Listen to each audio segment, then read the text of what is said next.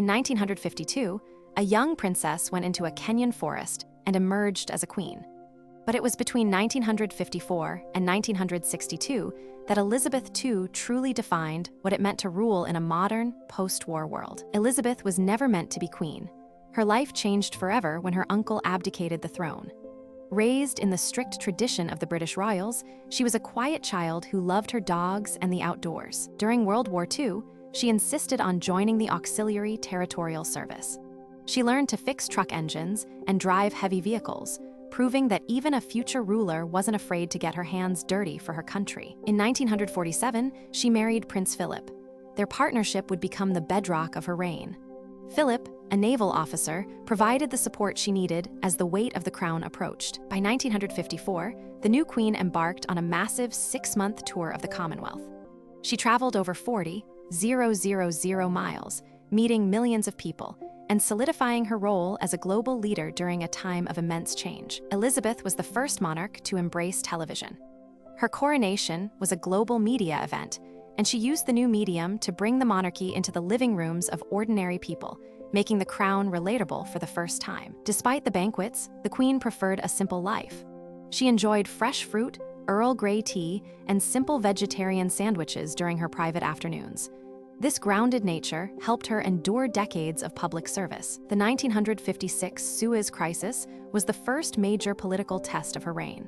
She had to navigate the downfall of a prime minister while maintaining the dignity of the UK on the world stage, a delicate balancing act she mastered. In 1957, she made her first state visit to the United States.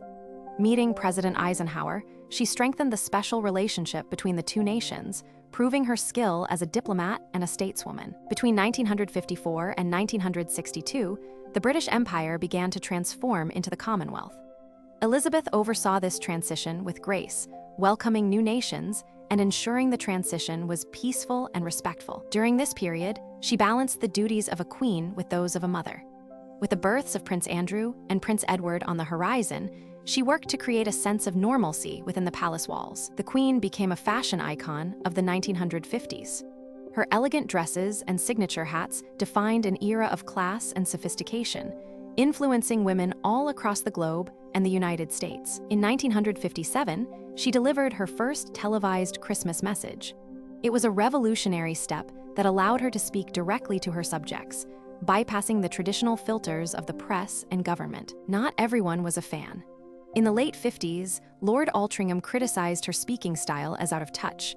Instead of lashing out, Elizabeth listened, modernized her tone, and became even more popular with the public. In a shocking move in 1961, she danced with President Nkrumah of Ghana.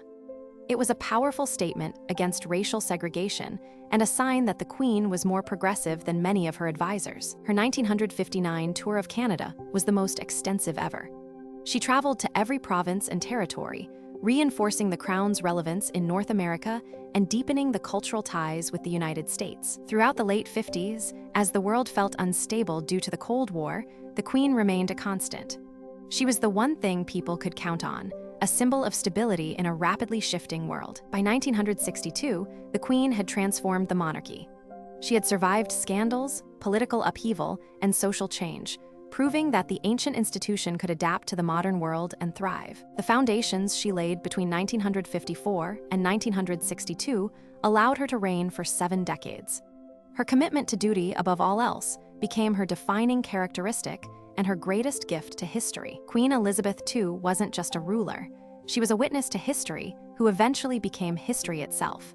Her early years show us a leader who found her voice and changed the world one visit at a time. Want more royal history and incredible life stories?